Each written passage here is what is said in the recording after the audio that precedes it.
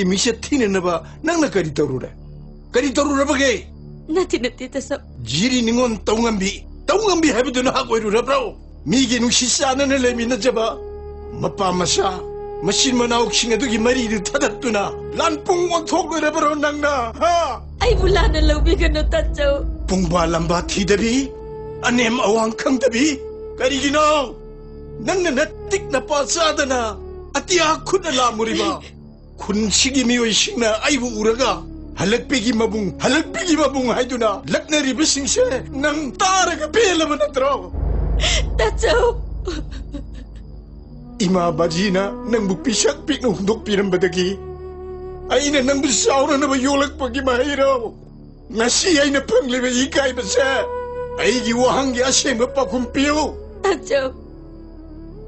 나절 가나기 마팜다 술란 키데 와락jet바 이문기 Mayang kada chawjare pina chalne ta chawna aigidi imane ipane ipuroi bana yang chin bidra binu pikanan kayang kuine kang duna lai bangam gani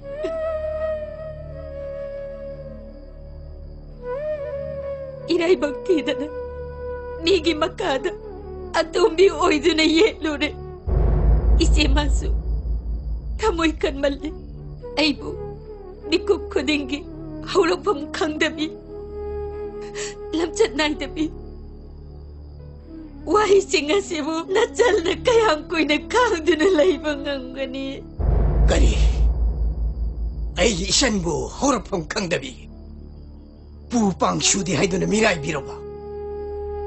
Isan gidamagta, mamamapasag na ba? Mabungay layay ba se? Makoy kang dirba kari gino. Tukpiro tatsaw. Atumbi hay ba ming toldo na ay hinaloy ramle ay hingning dre taso ay hingning dre karigi wakal aduk hantari nanggi damag nabungay hingli ba sidi nang hingbatay teng na batari awan nungay kaya imong da tumli ba nasa nong tangi damag kalaga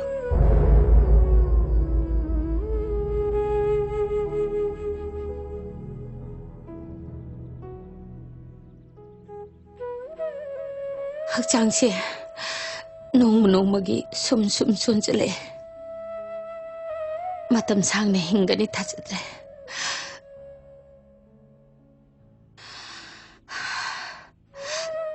농당도는 가다이다 뭉쳐크라잖아 hauchibobu halakte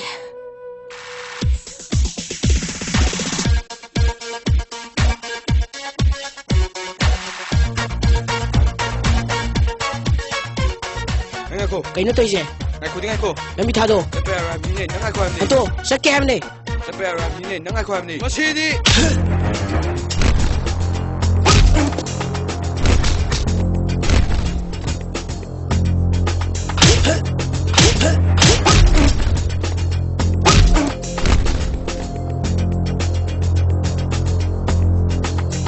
Oi, la. Kidra ka jausi ni no.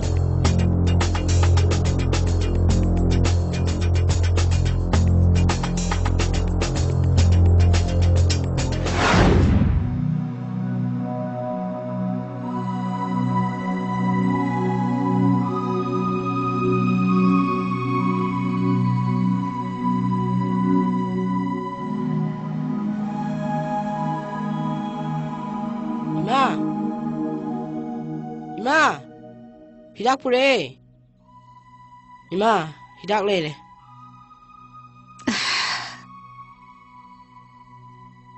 Ima, saksa rabo. Namai sidi, kaidora. Tusin bada tau bane. Ado, ima saksa rabo. Zadre. As saksa raga hidak sana ba tausi. Lao ima, saksa tu urase.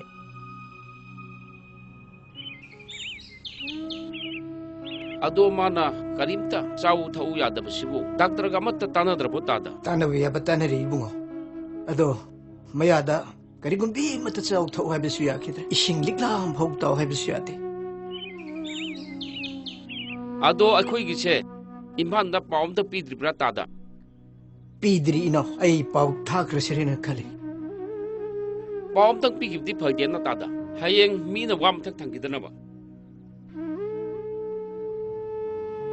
Hayeng magshe ay pau thakra sirina khali. Ima. Se, ising hai do tha si se.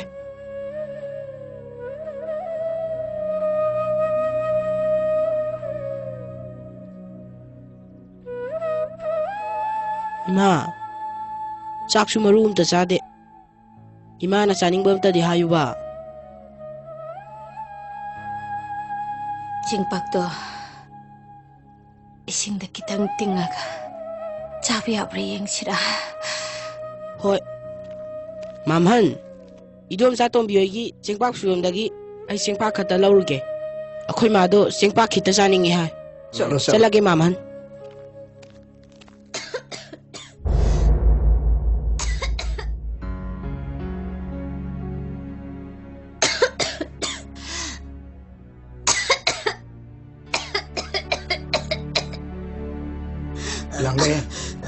Langlen. Tajo, ay huwan. Ay matam sang na hinungganit hajarak tere.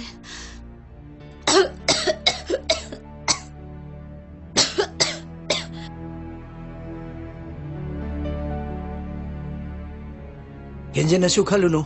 Hey, ibung lady si day. Mapan, bisag pingling ngay tigiyan birak traba. Maray bagtira pa iyan. Tachaw na batampom na magtiyang simbiyo ko. Kalay da bo kan kaluno. Nansano pa so hala ni. Ning thi na po thana ba na. Yana bo hono. Nang ngaktak tumukay daragay nang bo. Ngarang di. Mangda. Imasurap ni. Imana ibu. Kujeng pa ito na. Ay nansat patambirami. Hey, manggiwa po. Isan si di. Karisu kaluno. Makumang hay ba dun na.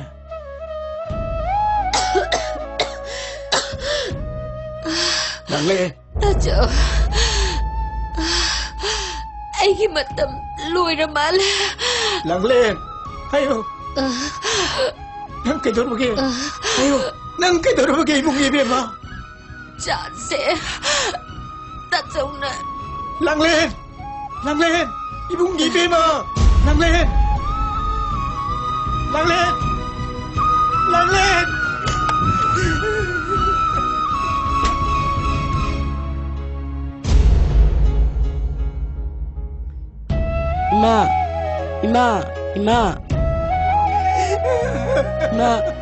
Ima, mit pango ima.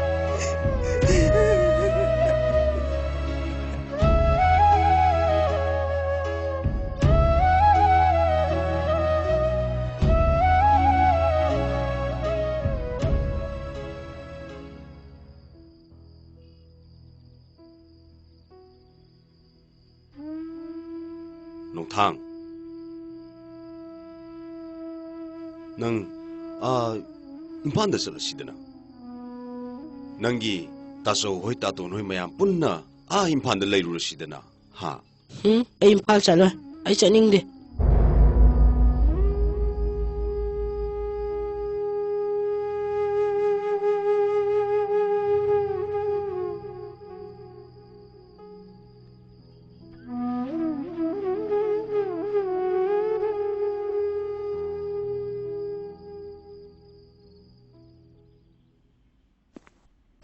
Handi hanbire edana. Aidi zirida dum laikhraboi ningure. 하이 아이세 할락바데기네 소르복자닝 따나 혼드리버네 자로이네 과클루 섬다 락부동 핵라 아드나바 O nasa no pa imanak tu dane adum lai bikro. Kado bai yum da mu hanbire inu.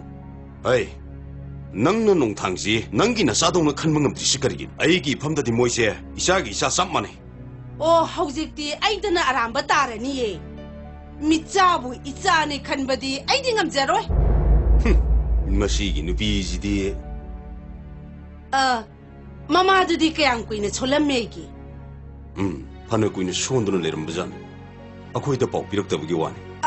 Manan chatsumda bani na niya. Lainati na yang paangani. Sijaki bina bu pareda. Masigi nupizidi. Masigi matau zinani. Nong thang tun impan da tholu yadris. Oja pida da ling samiro. Oja khoiram jari. Yare.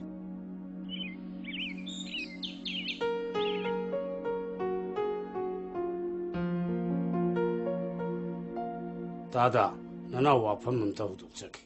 Takpi oja. Nungthang si nanaw gida matam khara leiharin siraidana.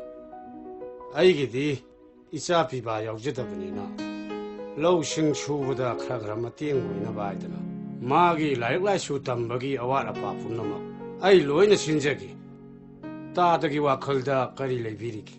Oja, ay di karisu akay balaiti. Ato pagkanaso nati. Ado, imang no paano kari kaliban o habedudi ay haibang amdre oja. Nungthang, nang di kari khaliba. Oja, ay di mama na takpibado adum yare. Oh. Si. Sao này?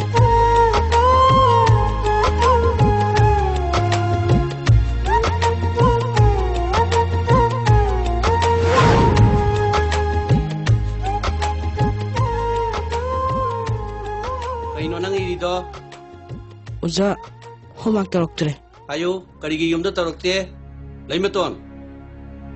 Silaw.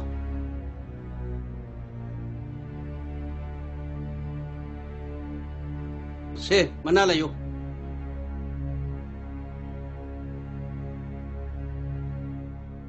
Manalayo ay banine. Nangamdre. Nungthang, nakuting tokse. Nakuting tok.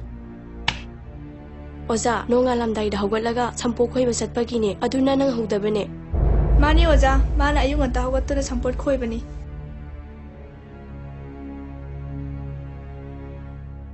Oh, yare. Chalo. Nungthang, pamu.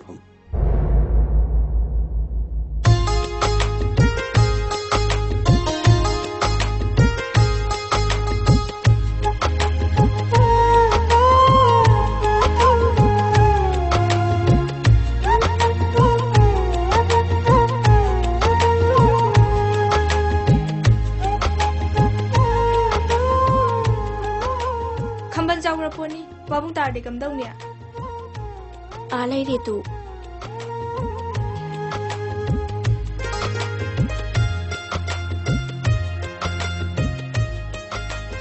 Nongthang, waram na nila o, nahapotase, chana pore. Hoy, lagi.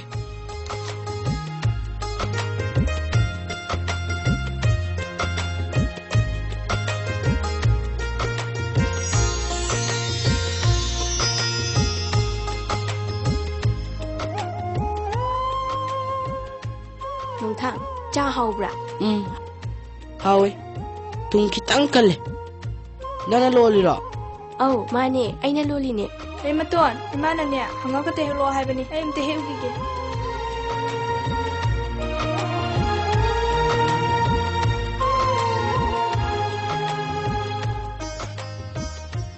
Ngarang sutheng na kari school ka ba nang haude, ngasidi nga nakara uba. Karake, ado. Nang sak thong bay utto. Khal thana mo ba. Kujin pheng na ba. Hoi. School da ne. Kujin ka isu je. Mi mang de kai je ba. Ko. Kujin ju dana ba. Nem police oina sangodana. Adudi nang e sang. Ay kamay sang dino. Oh, adudi ne, ay siyam na sangninge. Pabung na chay gani habagi sangda bagi wane. Hantang mara sinang irang amasum tawi ko. Oh, ibungo, irang tawridi. Nang ne. Ay nakay toy ba? Ha? O Laimaton, thienge sa se. Hoi ise, lae. Salo ne. Hey, salo.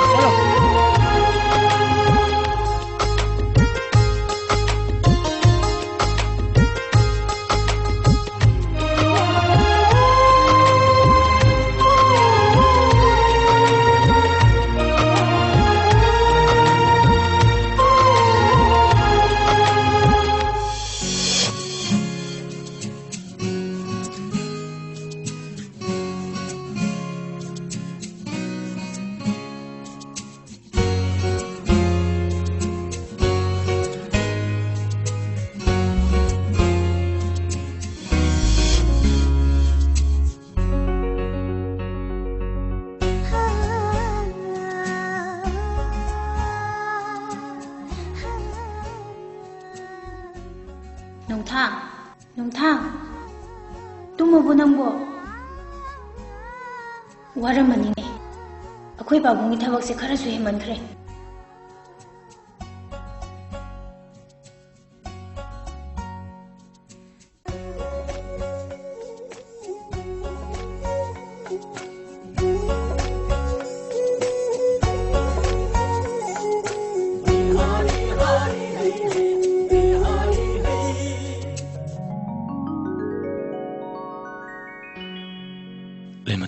Saksu manaba uchi kiyana tufang khapna punna jaktami nei adubo nanga hidi nimita kene bukum kene pungsi konsetta taibang mapu mahangna su ai chu thongbiramle apam nungsi wakal ichine sine namu pungdo pungam sete aine nambu nusi haina masibu karigino nang samta hayuduna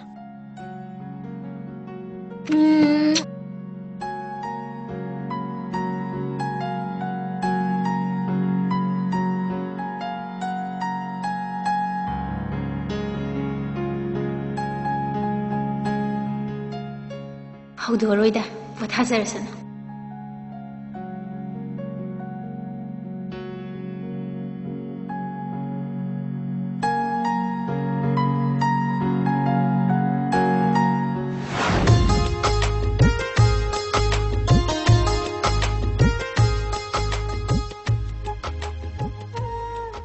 ꯑꯗꯨꯗꯤ ꯑꯩ ꯃꯨꯛ ꯆꯠꯂꯒꯦ ꯆꯠꯂꯣ ꯆꯠꯂꯣ ꯏꯪꯉꯁꯨ ꯑꯗꯨꯝ ꯁꯥꯔꯒ ꯂꯩꯕ ꯀꯔꯤꯅꯣ ꯑꯩꯗꯤ ꯈꯪꯉꯤ ꯆꯠꯂꯣꯍꯦ ꯍꯥꯏꯗꯣꯛꯀꯅꯣ ꯍꯥꯏꯔꯒ ꯍꯥꯏꯔꯣ ꯏꯪꯉꯒꯁꯨ ꯑꯗꯨꯝ ꯁꯥꯕ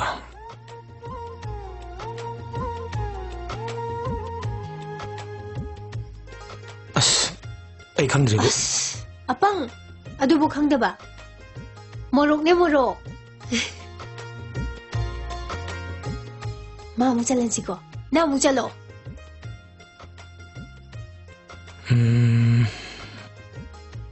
ꯊꯥꯕꯗꯤ ꯌꯥꯝ ꯊꯥꯕ ꯑꯗꯨꯒ ꯄꯥꯕꯗꯤ ꯌꯥꯝ ꯄꯥꯕ ꯀꯔꯤꯅꯣ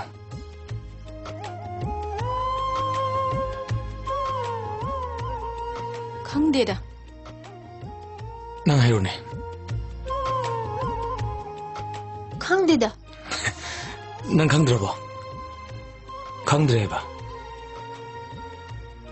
ꯏꯁꯩ ꯖꯒꯣꯏ ꯁꯣꯔꯥꯠꯇ ꯃꯌꯥꯝ ꯆꯪꯒ ꯁꯦꯟ ꯌꯥꯝ ꯊꯥꯗ꯭ꯔꯣ ꯊꯥꯔꯤꯕ ꯁꯦꯟꯗꯣ ꯍꯥꯏꯕꯗꯤ ꯄꯥꯏꯕꯗꯤ ꯌꯥꯝ ꯄꯥꯏꯌꯦꯕ ꯑꯗꯨꯅꯤ ꯊꯥꯕꯗꯤ ꯌꯥꯝ ꯊꯥꯕ ꯑꯗꯨꯒ ꯄꯥꯏꯕꯗꯤ ꯌꯥꯝꯅ ꯄꯥꯕ ꯍꯥꯏꯗꯣ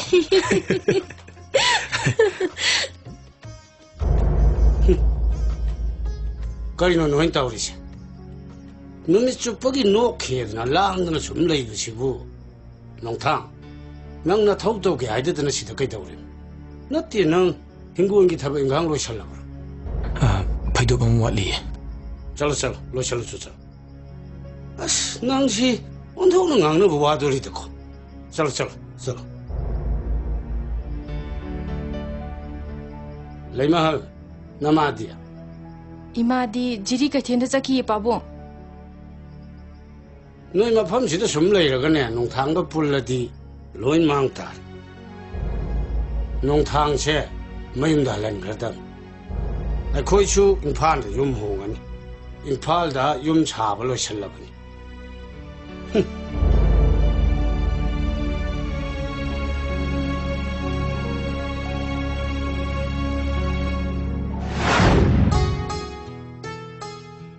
लेमा तो आदे लेरिबा खोंलांग खोंसिथांग हा असिंगा फाबुसिरा यारेदा सुमले पगे नंगैगी अंगांग ओइगी हौगिबो थोथोकसिंदो निंसिंदोदा नुसिद्रा लेमा नुसिरे अखोइनी चिंगदा सिंग चनबा चतमिनाबदा नंगना मुंगसोंग अमगी मरुमदगी खंगलगा लंगनारकपदा आइना किजदना कपखिबदो आइना पाखलग थेमखिबदो अदुदसु नते नोंमसु नंगना आइबु तुरेंदे इरोइबा तंबीबदा आइबु इरागना हले हाइदुना अखोइ पाबुंगना नंगबु फुखिबदो लेमा नंगना कपतुना चरा हेनखिबदो आइसु अहिंगदो चरा दुम हेले थौदुसिंदो ngarang toibi ning lema to ꯊꯧꯗꯣꯛꯁꯤꯡꯗꯣ ꯑꯃꯨꯛ ꯍꯜꯂꯛꯑꯔꯣꯏꯀꯣ ꯑꯗꯨꯒꯅꯦ ꯅꯪꯉꯣꯟꯗ ꯌꯥꯝ ꯄꯛꯆꯕ ꯑꯃꯁꯨ ꯂꯩ ꯅꯪ ꯈꯪꯉꯕꯣ ꯀꯔꯤꯕꯣ ꯃꯃꯥꯡ ꯆꯍꯤꯒꯤ ꯅꯈꯣꯏꯒꯤ ꯂꯧ ꯂꯣꯏꯕ ꯅꯨꯃꯤꯠꯇ ꯅꯪꯅ ꯐꯨꯔꯤꯠ ꯑꯔꯥꯡꯕ ꯑꯃ ꯂꯤꯠꯂꯒ ꯅꯀꯣꯛꯇ ꯀꯣꯛꯁꯦꯠ ꯑꯃ ꯌꯦꯠꯂꯒ ꯅꯈꯨꯠꯇ ꯍꯨꯃꯥꯏ ꯑꯃ ꯄꯥꯏ ꯑꯩꯒꯤ ꯐꯥꯎꯏꯟꯊꯣꯛꯀꯤ ꯇꯥꯟꯊꯥꯗ ꯅꯪꯅ ꯁꯥꯈꯤꯕ ꯍꯨꯃꯥꯏ ꯖꯒꯣꯏꯗꯣ ꯅꯥꯇꯣꯟ ꯅꯛꯁꯤꯗ ꯈꯥꯔꯛꯄ ꯅꯪ ꯃꯔꯛ ꯃꯔꯤꯁꯤꯡꯗꯣ ꯀꯌꯥꯝ ꯄꯛꯆꯩ ꯈꯪꯕ꯭ꯔꯣ ꯉꯝꯖꯔꯔꯣꯏꯗ ꯑꯩꯗꯤ ꯑꯗꯣ ꯅꯪꯒꯤꯁꯨ ꯌꯥꯝ ꯄꯛꯆꯕ ꯂꯩꯗ ꯅꯨꯃꯤꯗꯥꯡ ꯋꯥꯏꯔꯝ ꯑꯣꯏꯔꯛꯄꯗ ꯏꯔꯣꯏ ꯀꯥꯔꯛꯇꯦ ꯍꯥꯏꯗꯨꯅ ꯅꯪꯅ ꯂꯩꯕꯨꯛ ꯂꯣꯝꯗ ꯑꯣꯜꯂꯒ ꯈꯨꯕꯥꯛ ꯂꯩꯈꯟ ꯁꯥꯔꯒ ꯈꯨꯅꯤꯡꯒ ꯀꯥꯡꯗꯨꯅ ꯏꯔꯣꯏ ꯀꯥꯔꯛꯄ ꯌꯦꯡꯕꯗꯨꯁꯨ ꯄꯛꯆꯩꯗ ꯃꯈꯥꯗꯤ ꯅꯪꯅ ꯆꯥꯛꯅ ꯄꯨꯛ ꯊꯟꯗꯗꯨꯅ ꯆꯥꯛ ꯍꯥꯞꯄꯛꯑꯣ ꯍꯥꯏꯕꯗꯤ ꯉꯝꯗ ꯅꯪꯅ ꯑꯩꯉꯣꯟꯗ ꯂꯨꯔꯥꯛꯅꯅ ꯌꯦꯡꯉꯛꯄ ꯃꯤꯠꯌꯦꯡꯗꯣ ꯑꯗꯨꯁꯨ ꯄꯛꯆꯩ ꯑꯁꯦꯡꯕꯅꯦ ꯂꯩꯃ ꯑꯩꯒꯤ ꯄꯨꯟꯁꯤꯁꯦ ꯀꯦꯗ ꯇꯣꯟꯅ ꯍꯧꯔꯛꯈ꯭ꯔꯕ ꯅꯈꯣꯏ ꯄꯥꯕꯨꯡꯃꯛ ꯂꯩꯔꯝꯗ꯭ꯔꯕꯗꯤ ꯉꯁꯤ ꯑꯩꯅ ꯀꯣꯂꯦꯖ ꯀꯥꯕ ꯐꯪꯂꯤꯕꯁꯦ ꯑꯣꯏꯊꯣꯛꯇ꯭ꯔꯕꯅꯦ ꯑꯗꯨ ꯍꯟꯊꯅꯁꯨ ꯈꯟꯒꯅꯨꯗ ꯂꯩꯃ ꯍꯥꯏꯌꯨ ꯑꯣꯝꯅ ꯆꯥꯛꯄ ꯊꯃꯣꯏ ꯋꯥꯡꯃꯩꯒꯤ ꯃꯩꯁꯥ ꯑꯩ ꯈꯥꯡꯕ ꯉꯝꯂꯛꯇ꯭ꯔꯦ ꯑꯩ ꯉꯁꯤ ꯅꯉꯣꯟꯗ ꯋꯥꯐꯝ ꯑꯃꯇꯪ ꯐꯣꯡꯗꯣꯛꯀꯦ ꯑꯩꯕꯨꯗꯤ ꯑꯣꯏꯖꯕ ꯊꯤꯕꯅꯤ ꯈꯟꯒꯅꯨ ꯀꯩꯅꯣ ꯅꯪꯒꯤ ꯑꯄꯥꯝꯕꯗꯣ ꯍꯦꯛꯇ ꯍꯥꯏꯌꯨ ꯀꯩꯗꯧꯔꯒꯦ ꯑꯩ ꯅꯪꯕꯨ ꯊꯃꯣꯏ ꯁꯦꯡꯅ ꯅꯨꯡꯁꯤꯂꯦ ꯃꯇꯨꯡ ꯅꯪ ꯀꯔꯤ ꯈꯟꯕꯒꯦ ꯌꯥꯅꯤꯡꯗ꯭ꯔꯕꯣ ꯅꯪꯒꯤ ꯈꯣꯡꯊꯥꯡꯒꯤ ꯃꯔꯣꯟ ꯃꯤꯠꯌꯦꯡꯒꯤ ꯄꯥꯎꯈꯣꯡ ꯑꯩꯅ ꯀꯔꯤꯒꯤ ꯈꯪꯉꯣꯏ ꯅꯪꯅ ꯊꯧꯅꯥ ꯐꯅ ꯍꯥꯏꯔꯛꯄꯗꯨꯅꯤ ꯑꯩꯅ ꯉꯥꯏꯔꯤꯕ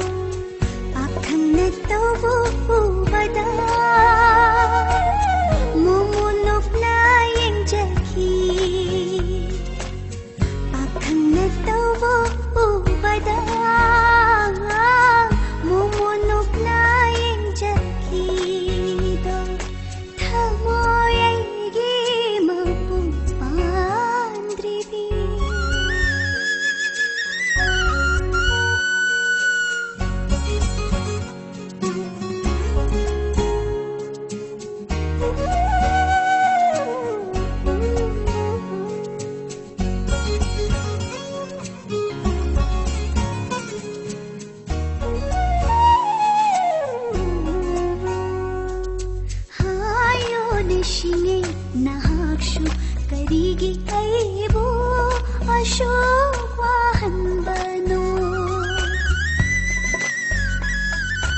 आयो निशिंगे नाहाक्षु करीगी ऐबो अशोक वाहन बनिको पुंजा कांगना खली मागी वा खल खली निको पुंजा कांगना खली मागी वा खल खली थगोयगी मपु पांद्रिबी नुंगोल हली पाखनंगी नंतना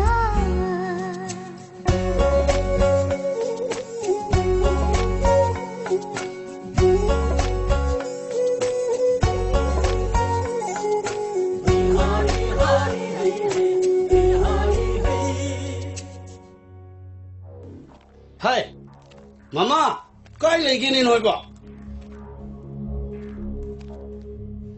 Hai, Mama, kai lagi ni noi ba? Babu, imadi maruki sen hunni na saki. Nanang fiti kai saki ke apa?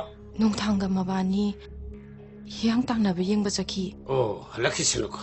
Masih pun nak se, noi namam sa anto olim, noi namam sa ani na to onben.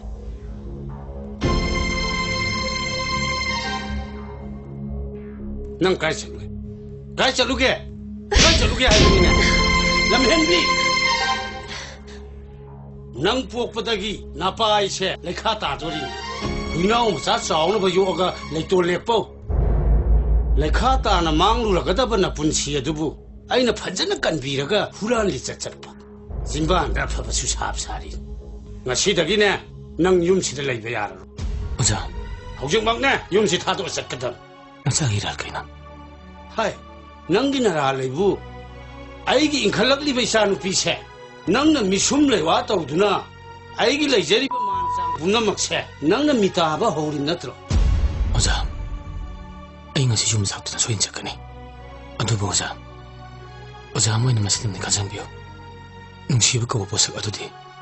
Malim ngi posak ang tagasang na biyada ba ni. At sa uwi ipagpantin doon na isige kambi ka no. Ichaw ang mayang damdam. Kari! Minay mo siya?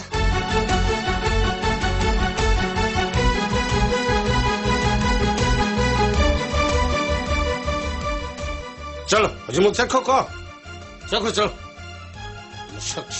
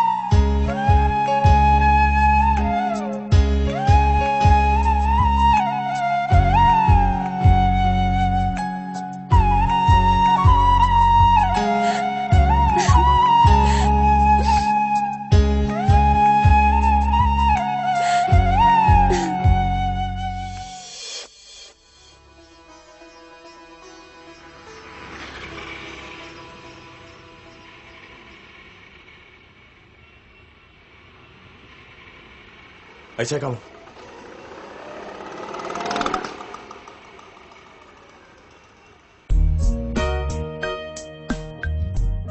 Yam cell पिरमद्री है बने करेगी शेनो आई cell पियो है बनी कहीं no करेगी शेनो सिस एंगों दगी Shane कहना चल सकता दुगे आई नंग पामिस कहीं नो हाँ नंग चलो यार रोय आई नंग पामिस कहीं नो ने मामा ये थॉल ने से लदी Sopra. थोइने सोक्ति याम्बा Nang sil keno. या खैनी याम्बा Kaino, pibam tok de kok pi tok dra. आई पिनिंग तो कनी नंग तो कई ले Nati thau ting na sali bane. thau tingdra chaliba magi pifam thuktu di kopi to ko haibne Nengam pabro. Masi.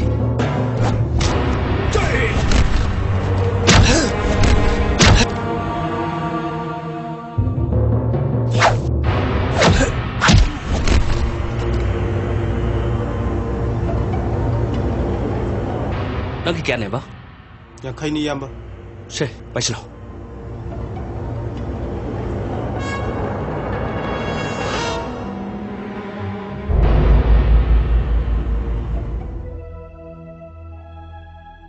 Pamo, sangom je tak tokse. Aduga idaksine zanab tokse. Aram khorang waga mat poktreda. Nayambaduna quarter da lagi badegi nong mutasu lakidra isu jingdo masaguni ngai ne he.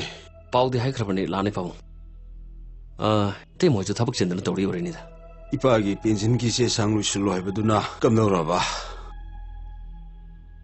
Ngarang din hongre pamo. Ngasilo erne. Adu pamo. Ima ton sule gidre. Ekoi na rawdu bu yum sida punna lai na basen basibu. Kari kayam kair dagi. Ai su khalli bani. Aduda ipa na haibadadi maana yaro oidorisi. Nang na khara themune. Masi punna maksi pamo na wakal khanthaba ngamdabadi thoi bani. Nanawdu ai yana na bathemge. Korohan ba. Hoi. Ipa bu waro nune noi ba. Ngasi ne phangi bisai na si. Aigi hiralgi. Babu. Aku sih, imung jangan sih. Laos, imung dapat tanah terus lau.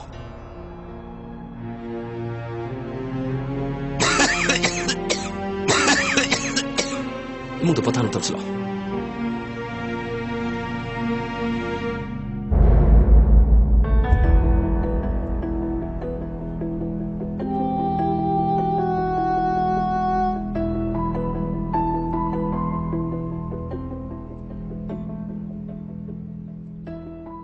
Idea sinai don tamu yo robne. Ai bu taram dan salam mi dikaiye. Hoi bungo. Nangi thabak mayam du dane phi sing se kang roi dana nangi su pula pura la amne. Pare, adu dai isi chokopira ge ko.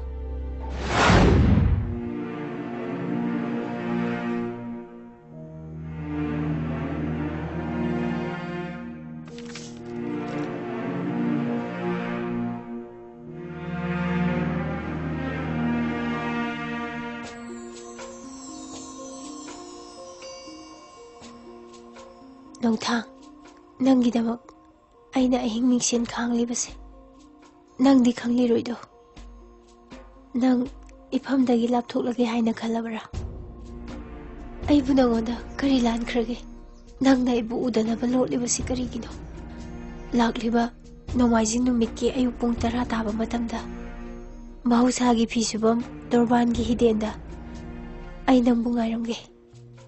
Ai gi wakasi matangdi nang na tabiyo ko.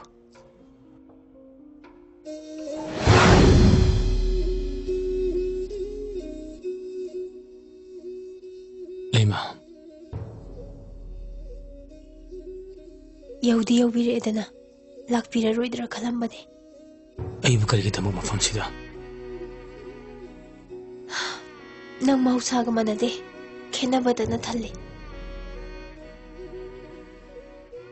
Nang ai pun sige thake na bana nang sibi ma chojo awan ba hom bulaki bne kaino nang ngangi dubo nang gi thamoy kai sum sangda ai bu nu silam phawai na thambiraga karigino nang nang asi ai bu mirai biriba ai nang mirai ki bulaite adubo nang gi ne hamdai matik chate kari wahai du magna sin du magna nuksiba bu ina khun ba khaktagi oi batarabadi sangni ba mahakti nuksiba masak khangda batabra ai pun sibi simbira kiba nangi pabungi mayukta ele papamde ai ba waro kono madu ai khak ngamlo nahag yaudaba ai gi punsidi asit awan thagi angaw banung lei marakta nawreni audana haina humda khangliba hinaw gumade turban gi mai kai tabu yengliba nang ai irunongda punna lumina bai mota nang ne febi oi kibado Madu kaktana ina pamjaba. Adudi hayo. Nang ay bunong sidi hayna. Wahay aduna. Ay na nagbukaw magi thawna oy jage. Madu. Ay hay bakap mamloy. Kay gingamoy.